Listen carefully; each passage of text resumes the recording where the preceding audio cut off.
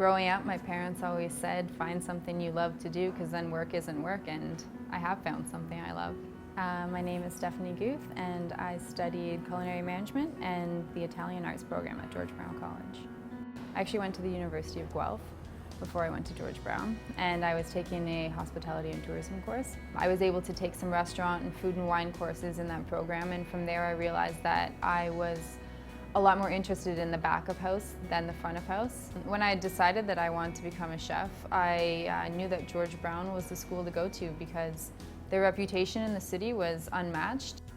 One of the ways that the college helps students find employment is they hold career fairs at the school. I actually got a job working at a high-end hotel in the city a couple months after starting at the college. One of the nice things about the class structure at George Brown is that you're able to work as well as go to school at the same time. So the entire time that I was going to school, I was able to be working full-time. One of the chefs that stood out for me was Chef Tomaselli. He's actually the one that recommended that I look into the Italian program, and it involved 6 months of working and living in Italy, so who wouldn't be interested in that?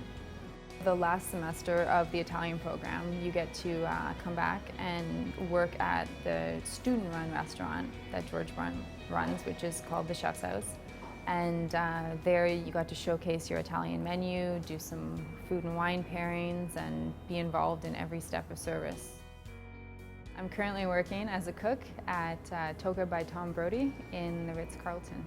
The hotel just opened in February, so we're working in a brand new state-of-the-art kitchen, but what was amazing was that I had already seen a lot of that equipment from working at the Chef's House at the college.